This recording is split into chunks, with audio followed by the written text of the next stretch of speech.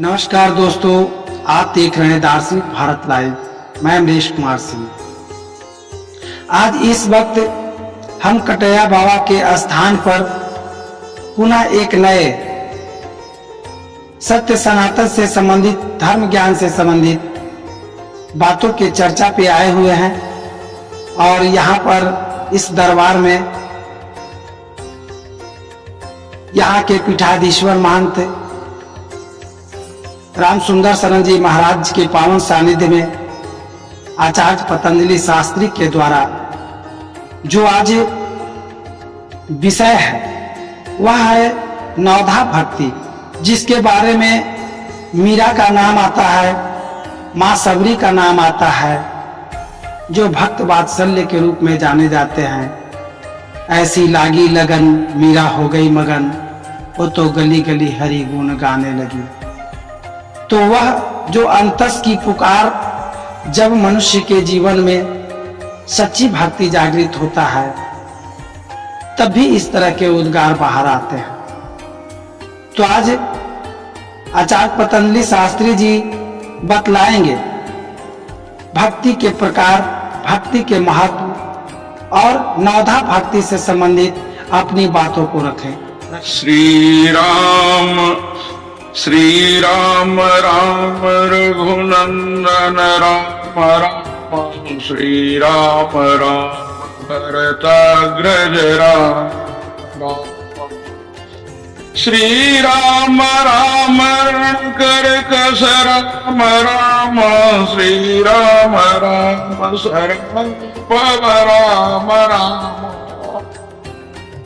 माँ जाह्नवी एवं पनपुना की पुण्य धरा कटैया स्थान और संत स्वरूप आचार्य पीठाधीश्वर श्री राम सुंदर शरण जी की सानिध्यता में ये तो वरेण्य संत हैं ही, एवं रामायण के बहुत सदुपासक रहे, सदचिंतन रहे। इनके सामने मैं नवधा भक्ति के बारे में क्या कहूंगा, लेकिन कुछ अपनी सारगर्भित वाणी से कुछ नवधा भक्ति के बारे में जानकारी हो और कुछ अन्य लोग भी इसे लाभान्वित कर लें, तो यह मुझे बोलने की एक फलश्रुति प्राप्त होगी। और आचार्य राम सुंदर शरण जी की सानिध्यता में मैं अपनी नवधा भक्ति के बारे में यदि कुछ कहूंगा तो मुझे यह लगेगा कि मुझे भी कुछ बोलने आ गया। खैर, सबसे पहले नवधा भक्ति के बारे में श्रीमद् भागवत के 7वें स्कंध के 5वें अध्याय के 23वां श्लोक में कहा है, श्रवणं कीर्तनं विष्णु स्मरणं पाद सेवनम अर्चनं वंदनं दास्यं साख्यं आत्मनिवेदनम। यही नवधा भक्ति है। श्रवण, कीर्तन, विष्णु स्मरण, पाद सेवन, अर्चन, बंधन, दास्य, साक्ष्य और आत्मनिवेदन। इसी के हिंदी के मूर्धन्य विद्वान मध्यकालीन कवि अयोध्या प्रसाद हरिअवध अपने प्रिय प्रवास रचना में नवधा भक्ति का संचार बहुत बढ़िया से किए हैं।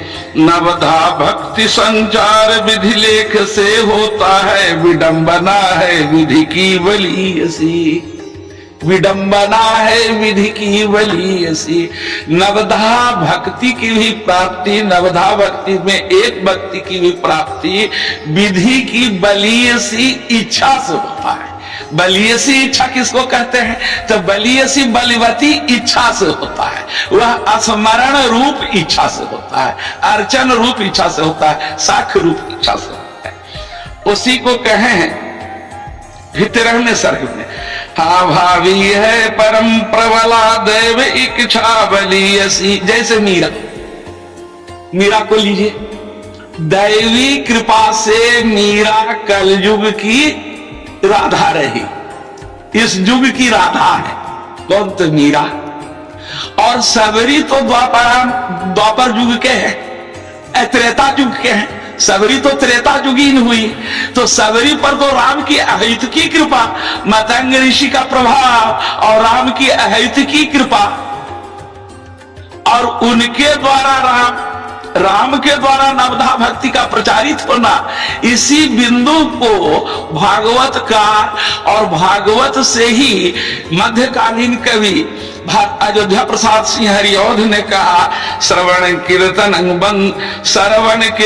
बंदन दासना, श्रवण कीर्तन बंदन दासना, स्मरण आत्म निवेदन अर्चना, सहित साक्ष्य निवेदन सेवना, निगीदिता नवधा प्रभु। यह कठिन आघात है तेरी कृपा, मेघ उल्कापात में भी तेरी कृपा, दोनों चीज में भी तेरी ही कृपा है, मेरी कृपा कुछ नहीं है। अब आते हैं श्रद्धेय संत प्रवर गोस्वामी तुलसीदास के रचित रामचरित मानस में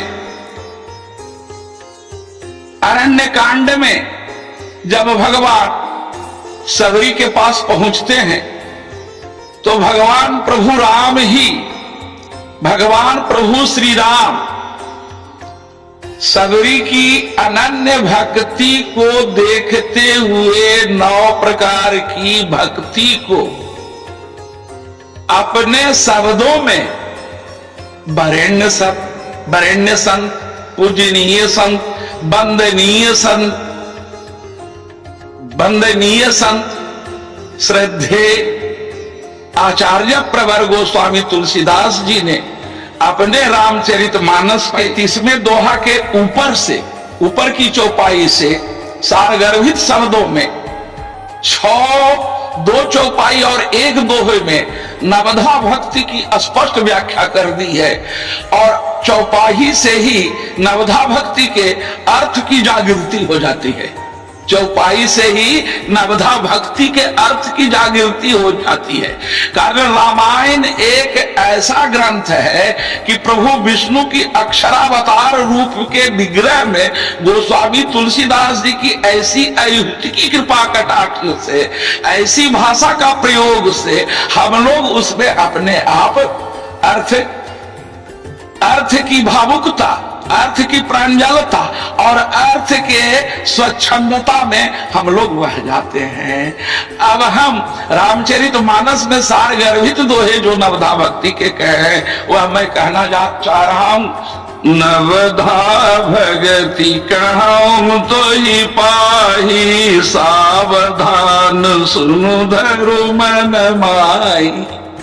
नवधा भगति कहूं तो ही पाही, सावधान सुनु धरु मन माही। प्रथम भगति संतन कर शंगा, दूसर रति मम कथा प्रसंगा। प्रथम भगति संतन कर शंगा, दूसर रति मम कथा प्रसंगा। प्रथम भक्ति संतन कर संगा और दूसर भगति मम कथा प्रसंगा। गुरु पद पंकज सेवा, और गुरु के पद जो पंकज है, पंकज रूपी कमल रूपी पद है, उसकी सेवा है, माने सेवा भी हो गया एक भक्ति। तेसर भगति अमान, चौथी भगति मम गुण करई। चौथी भगति मम गुण करई, करई कपट तजिगान, करई कपट तजिगान।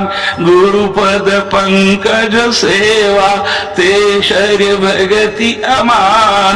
चौथी भगति मम गुण गना, करई कपट तजिगान। मंत्र जाप मम दृढ़ विश्वासा, मंत्र जाप मम दृढ़ विश्वासा।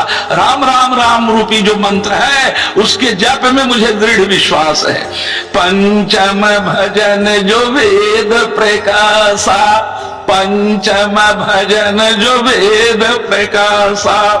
छठ दम सिल बिरति बहु करमा, छठ दम सिल बिरति बहु कर्मा निरत निरंतर सज्जन धर्मा सातम सम मोहि मैं जग देखा मुते संत अधिक करि लेखा आठम जथा लाभ संतोषा सपन नहीं देख पर दोषा नवम सरल सब छल सब सन छलहीना नवम सरल सब छन सब सन छलहीना। अब यहां पर कह रहे हैं कि नवम सरल सब छल सब हीना, सब छल से यदि हीन भाव से और सरल भाव से नवम भक्ति के पढ़ोगे, नवम भक्ति जो नवधा भक्ति है उसको तुम पकड़ोगे तो अपने आप उद्धार हो जाएगा,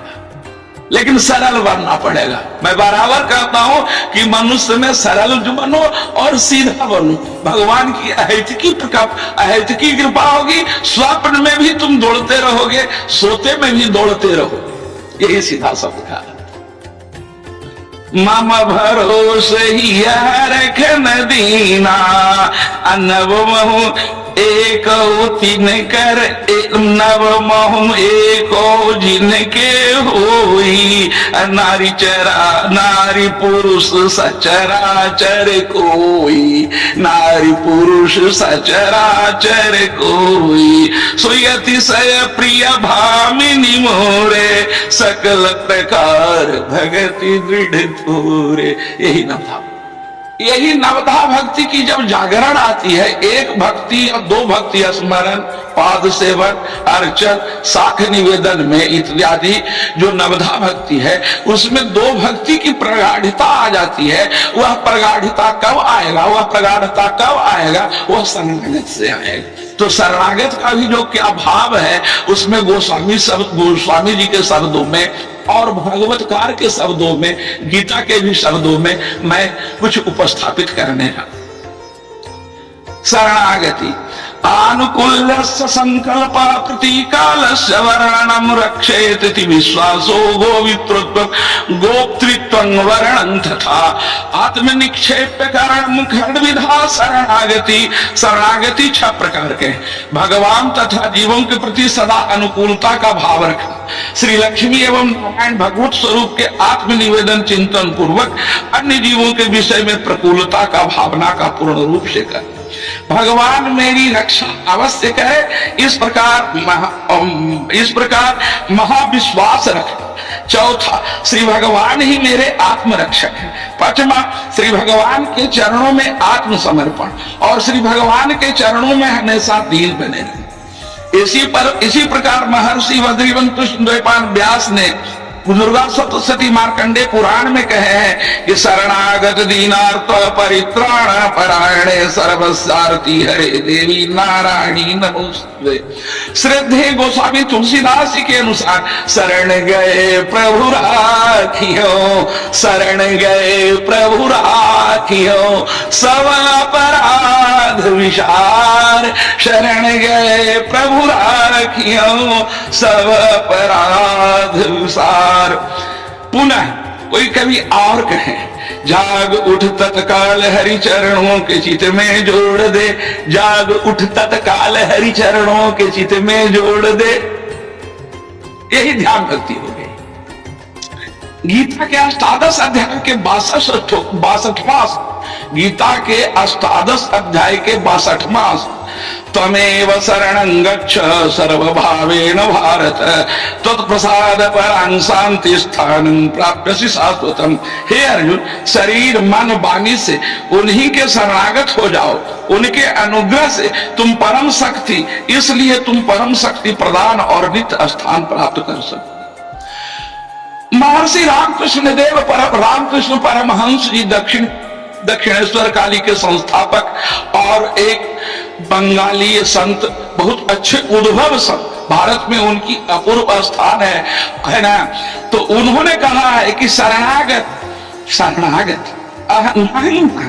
तू ही शरणागति अहंकार रहते हुए शरणागति नहीं आती। शरणागति में सबसे पहले ईगो की भावना को त्यागना पड़ेगा। जब मैं श्रद्ध पीठाधीश्वर को गुरुवर मानता हूं इसमें तो गुरु की शरणागति में मैं चल जाऊंगा।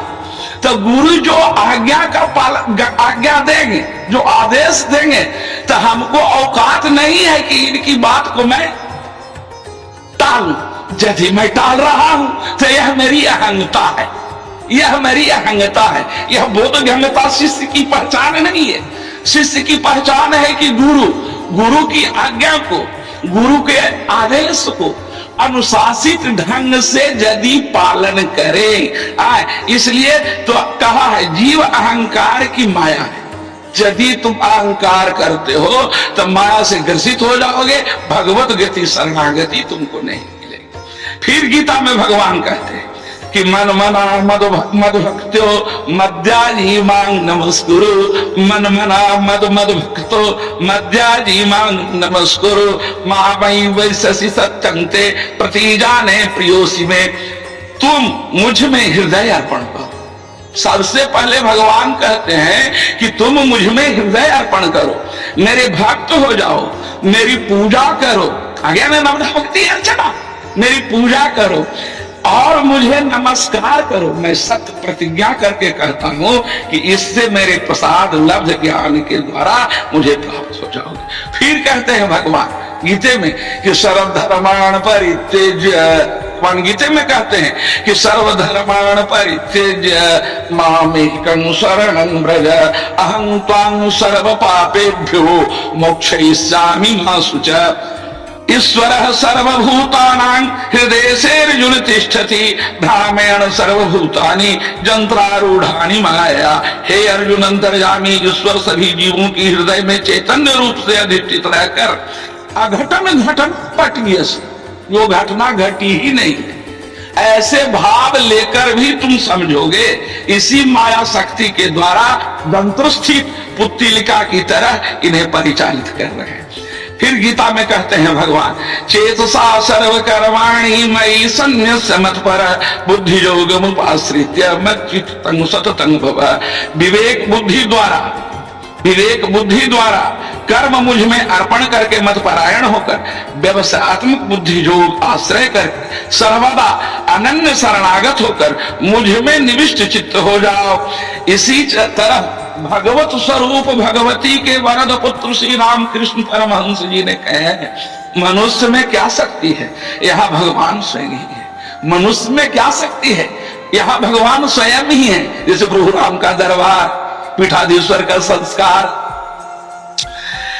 अभय देकर कहते हैं मेरे शरण लेने से मैं तुम्हें संसार बंधन से मुक्त करूं। तुम मेरे शरण में आ जाओ तो संसार रूपी बंधन से तुम्हें मुक्त कर दूंगा, सारे पापों से चीर मुक्त कर दूंगा। शोक न करो, कभी शोक न करो। शोकं मा कुरु मा कुरु, शोकं मा कुरु मा कुरु, शोक न करो न करो। यही भगवान की जीवन कल्याण की स्वीकृति है, यही भगवान के जीवन कल्याण की स्वीकृति है।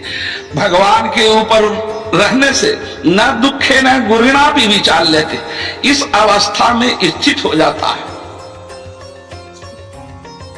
अर्थात परम पद प्राप्ति रूप अवस्था में स्थित होकर जीव शास्त्र निपात आदि रूप महान दुखों से विचलित हो जाता है। इसी तरह श्रद्धेय गोस्वामी तुलसीदास जी ने कहा, श्रद्धेय रामचरितमानसकार श्रद्धेय गोस्वामी तुलसीदास जी ने कहा शरणागत कहने जेत जही, शरणागत कह जेत जही, निज अनहित अनुमान थे नर पावर पापमय, तिन्हि बिलोकत हान।